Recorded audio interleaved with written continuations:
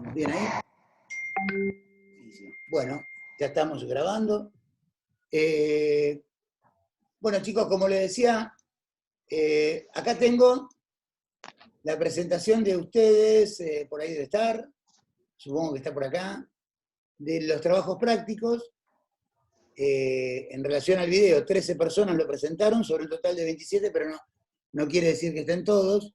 Después tengo que ver, no tuve tiempo de corregirlo, la verdad estoy un poco sobrecargado con el tema del trabajo de acá del instituto, pero les prometo que para la semana que viene van a estar todos revisados.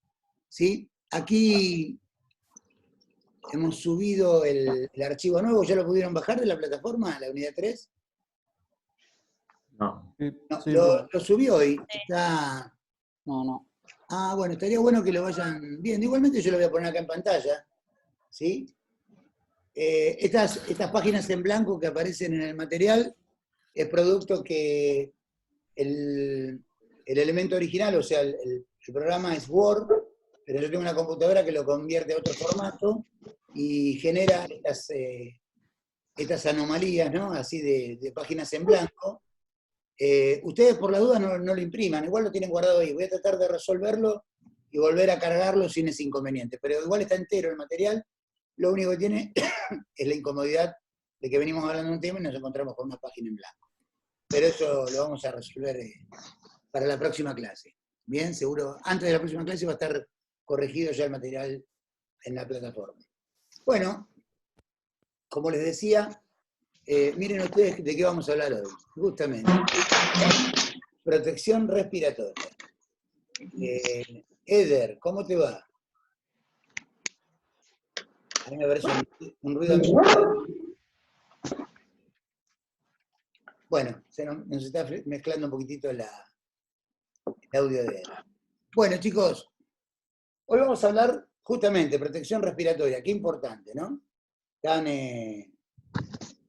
Han visto en este momento o en estos tiempos con relación a como una barrera de bioseguridad para los médicos y el personal de salud, y ahora, bueno, incluidos nosotros con un tapaboca fabricado en forma casera, que cumple una función, bueno, para el virus no está demostrado cuál es el mejor de todos, pero claramente que el casero es el menos seguro y que cumple una función de, en el caso que nosotros tengamos la enfermedad, cuando tosemos o hablamos, todo ese spray de saliva que sale de nuestras bocas quede contenido en ese pañuelo y no salga hacia el exterior. O sea, es más una protección de nosotros para el conjunto que, digamos, que protegernos a nosotros del conjunto. Por eso, lo importante de la distancia social y lo importante siempre de tratar de no hablar con las personas de frente, inclinar la cabeza hacia un costado mientras que hablamos con otro, mantener esos 2 metros de distancia como alguna de las barreras.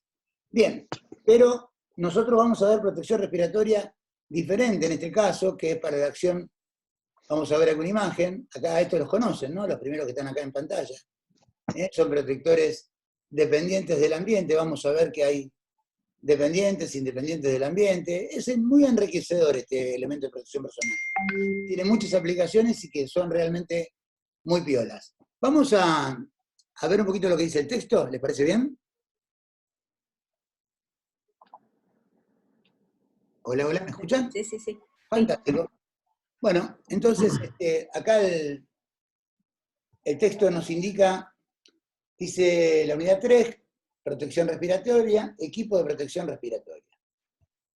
Se calcula que el 75% de las sustancias que se utilizan en la industria se incorporan al organismo por vía inhalatoria. Todo lo que está en el ambiente, nosotros lo respiramos y va hacia adentro de nuestro organismo.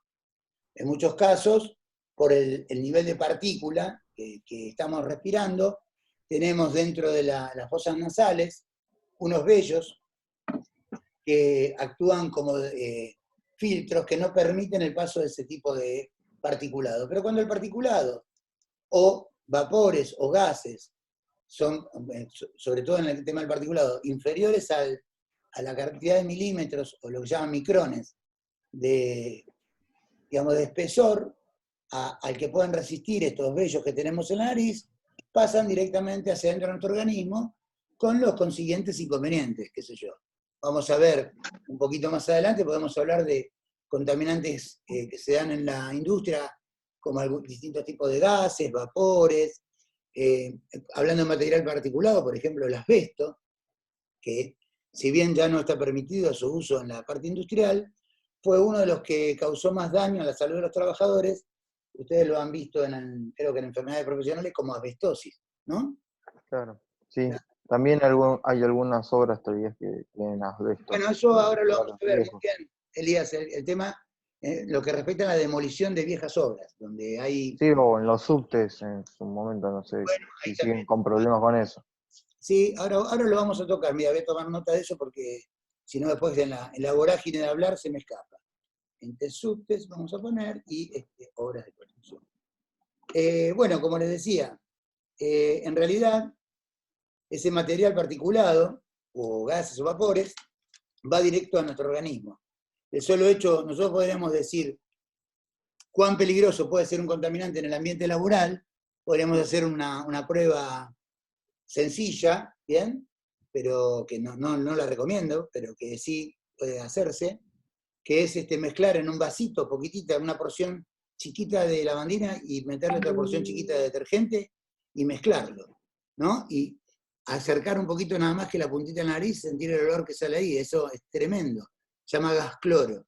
No le estoy recomendando que lo hagan, Sí. no lo hagan, pero quiero decir, si hiciéramos una prueba de ese tipo, es un sensibilizante que, entre otras cosas, nos produce una irritación en las vías respiratorias, en la parte de tráquea, e inclusive en la parte de los ojos, o sea, lagrimeamos, lloramos. Es un irritante muy fuerte y que es muy tóxico para la salud del trabajador. Entonces, en muchas industrias se generan el manejo de un montón de sustancias químicas que la emanación de los vapores de esas sustancias indefectiblemente van a traer un daño al trabajador. Por eso es importante poder determinar cuándo es material particulado y cuándo no lo es, para ver qué tipo de protector respiratorio le voy a colocar o le voy a recomendar a un trabajador. Siempre recordando que la fuente es donde se debe eliminar el riesgo. Nunca ponerle el EPP al trabajador como solución final. Pero cuando no es posible por alguna situación de ingeniería o porque se está demorando, porque bueno, están trabajando sobre el particular y están tratando de subsanarlo, en el mientras tanto vamos a tener que proteger al trabajador con un elemento, como les decía, de protección personal acorde al riesgo que están presentes. Siguiendo con el texto, dice, por este motivo se han implementado programas de protección respiratoria. Para que estos programas tengan éxito, se deben tener en cuenta 8 elementos, manifiesta acá el texto. Primero, conocimiento de los peligros respiratorios, o sea, qué daño le puede causar al trabajador o a cualquier persona, no solamente al trabajador, ese elemento o ese compuesto que está en el ambiente para afectar la salud de la media de la población, o sea que a cualquiera le podría hacer daño. Evaluación de esos riesgos respiratorios, ¿sí? Selección del equipo de protección respiratoria apropiado, como recién les decía. Si es particulado, veremos qué tipo de protección le vamos a poner, y si son gases o vapores, vamos a ver, porque no es el mismo equipo para uno que para el otro. El entrenamiento, vital el entrenamiento. ¿Por qué? Porque la colocación de un barbijo, ¿bien? O de una semimáscara o máscara, que son los distintos tipos, hay más, pero principalmente son los 3 más utilizados, tiene una técnica, no se coloca así como me parece. Tiene una técnica de ajuste, e inclusive tiene una técnica de prueba, para verificar que el sellado de ese protector respiratorio esté cumpliendo la función para lo que fue pensado. Piensen ustedes que si yo me pongo una protección respiratoria y no la ajusto bien al contorno de mi cara, en todas las partes que no ajusté, me puede entrar ahí el contaminante. Entonces es inocuo lo que me puse porque no me entra por el frente de la cara, sino me entra por los laterales. O sea que tarde, temprano, como quieran llamarlo, lo voy a terminar aspirando igual. Así que de eso vamos a ver también, creo que por ahí tengo un videíto para que vean cómo es el ajuste de los distintos protectores, por lo menos los más utilizados. Bueno, un control de los peligros respiratorios. ¿Qué quiere decir eso? Justamente va a estar asociado con el último punto, con la supervisión médica. Las personas que están expuestas a contaminantes químicos o particulados, de acuerdo a la actividad, tienen que hacer sí o sí, a través de las aseguradoras de riesgo de trabajo, los empleadores tienen que hacer un control de cómo están esos trabajadores en forma periódica, o sea, según la actividad, semestralmente se le hacen una placa radiográfica, se le toman distintas muestras de sangre y se evalúan si el contaminante fue incorporado por el organismo, porque si de haber sido así, evidentemente algo está fallando, o en la fuente que lo emite o en el control de los elementos de protección personal. La administración tiene que ver también con esto que se da en muchos aspectos. Cuando un trabajador está expuesto a ambientes, no importa que fuera respiratorio, de cualquier tipo de riesgo, la tarea administrativa de la higiene y seguridad está relacionada con los descansos, las pausas que tiene que tener el trabajador en virtud al riesgo que está expuesto y el tiempo de exposición.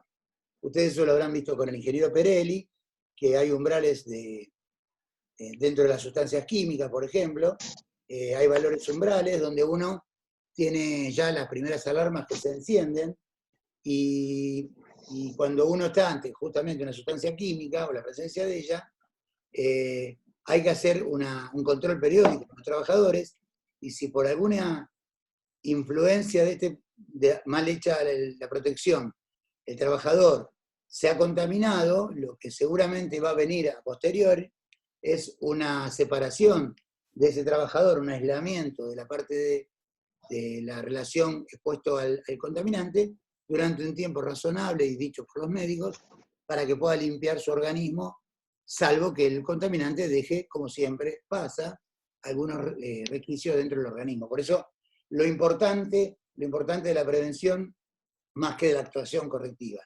Piensen ustedes siempre que si yo tengo un trabajador y ante cualquier ocurrencia de un accidente, o en este caso serían enfermedades profesionales, producto de una mala ejecución de la prevención en lo que respecta al uso de PP o los métodos de limpieza del ambiente, lo que ustedes han visto en ventilación, no se efectúan correctamente, el daño que se produce al trabajador y la posterior recuperación y tratamiento siempre es una medida correctiva, porque ya algo de su salud se ve afectada, o se ha visto afectada. Bueno, con respecto a los elementos de protección, también nos menciona sobre la protección respiratoria, lo que está referido a la inspección, mantenimiento y reparación apropiados de los equipos, el mantenerlos siempre ahí en buen estado de conservación, y por último, la supervisión médica. Dice el texto que teniendo en cuenta el riesgo que significa que una persona esté expuesta en un ambiente contaminado con tóxicos, es necesario confinar o ventilar el lugar. O lo encierro o lo ventilo, con el fin de eliminar o reducir los riesgos. En el caso de que esto no fuese posible, se debe dotar de equipos respiratorios a las personas expuestas. O sea, confino el riesgo, no hace falta proteger al trabajador. Ventilo mucho y el ambiente es respirable sin inconveniente, no le pongo protección al trabajador. No puedo hacer ninguna de esas dos cosas, va el EPP para el trabajador. Es importante un buen control técnico, el cual debe ser efectivo. Por ninguna circunstancia, esto debe ser reemplazado por un equipo de protección personal. Este solo debe ser considerado como último recurso o como protección transitoria. ¿Bien? Fíjense que en todos los textos, cuando hablamos del EPP, está en el enunciado esta frase, de una u otra forma, manifestada diciendo última barrera o en forma transitoria. El riesgo se saca de la fuente. No se le pone dentro de lo posible al trabajador una carga extra, pero cuando es inevitable hay que hacerlo. El control de los riesgos, dice, debe ser tenido en cuenta desde los niveles del diseño del proceso de equipos y plantas. Esto es, cuando los efluentes pueden ser controlados de forma más efectiva, debe considerarse la encapsulación o el aislamiento del proceso, el empleo de materiales menos tóxicos, la ventilación por extracción adecuada, los filtros y los lavadores para controlar los efluentes. Quiere decir que si en el diseño original de la planta iban a hacer un proceso productivo que está involucrado una serie determinada cantidad de químicos, en el diseño tiene que estar contemplado la no contaminación del ambiente, o sea, que en ese proceso productivo la extracción de todos los vapores y gases que salgan del proceso deben ser tratados antes de que lleguen al ambiente, para que el ambiente sea saludable. Por ende, el trabajador no va a tener que utilizar ninguna protección respiratoria. Cuando el sistema no fue calculado, diseñado con esas características, mayormente pasa en las instalaciones de industrias antiguas, ahí la solución más llevadera para el empleador es ponerle protección respiratoria. El problema es que lo mantienen en el tiempo y el trabajador lo acepta como tal, porque ese es el otro problema. El trabajador lo acepta como tal. Pero van a ver ustedes que los protectores respiratorios tienen una vida útil. Y la vida útil está determinada por el contaminante a lo que están expuestos y el tiempo de utilización. Entonces, cuando eso el trabajador no lo manipula, no lo maneja de la forma correcta, el contaminante les entra al organismo y ellos casi que ni se enteran. Se enteran cuando le hacen una placa radiográfica y le dicen, por ejemplo, usted tiene asbestosis. ¿Sí? Vamos a ver cuáles son los riesgos respiratorios. Bueno, como siempre pasa, el tiempo vuela y nos quedan poquitos minutos de esta clase, pero cortamos y volvemos a conectarnos. 3 minutos se graba y seguimos un poquito más. ¿Me escucharon, no, chicos? Sí. Para no perder, nos pasemos un recreíto de 15 minutos, pero vamos a hacer dos clases seguiditas, así le metemos un poquito de energía. Dice que los peligros respiratorios son los siguientes: deficiencia de oxígeno, claramente, contaminantes gaseosos o en forma de vapor, estos pueden ocasionar peligros en forma inmediata o a largo plazo para la salud. Hay contaminantes químicos que es inmediato, como les decía recién, la mezcla de lavandina y aceite, eso puede producir un daño inmediato porque es irritante en el momento. Pero hay otros que su peligrosidad no es en forma inmediata, sino que se van acumulando en el cuerpo. ¿Bien? El ingreso de determinados contaminantes en un tiempo X, en la vida de un trabajador, pueden causarle una enfermedad profesional que, por supuesto, como les decía recién, una vez que se detecta ya es tarde, porque ese trabajador ya se enfermó. Y una vez que se enferma, no se puede resolver. Ahí dice como tercer punto, contaminantes construidos por partículas, lo que les decía antes, que no tiene por qué ser gaseoso o vapor, pueden ser microfibras, como lo es el asbesto, contaminación de contaminantes gaseosos en forma de vapor y partícula, una combinación de ambas, que para eso también hay elementos de protección personal, respiratorio, adecuados, y teniendo en cuenta los riesgos a los cuales está expuesto el trabajador, los aparatos de protección respiratoria se clasifican en dos tipos: los que son dependientes del medio ambiente y los que son independientes del medio ambiente. Los dependientes del medio ambiente son aquellos que retienen el agresor, purificando de esta manera el aire del medio ambiente, dejándolo en condiciones de ser respirado por el trabajador. O sea, actúan como un filtro. Normalmente, eso es para material particulado excluyente, es lo único que se puede utilizar. ¿Sí? Para el otro caso, por eso los barbijos se utilizan para el virus de COVID-19, porque es saliva. Saliva queda frenada sobre el barbijo y el virus, si no toma contacto con la persona, se queda alojado en esa tela. ¿Bien? Los respiradores independientes del medio ambiente son aquellos que no necesitan de la atmósfera para ser utilizados.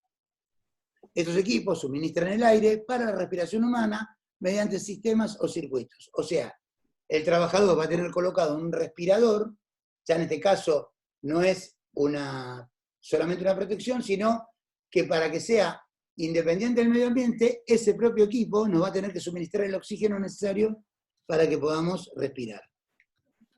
Presentados estos dos temas y quedándonos nada más que 3 minutos 54, hacemos un corte aquí, me dan 3 minutos que el video se grabe y nos volvemos a conectar. ¿Le parece bien? Vale, Ok. perfecto. 3 minutos, no más que eso. Sí, perfecto. Listo, profe.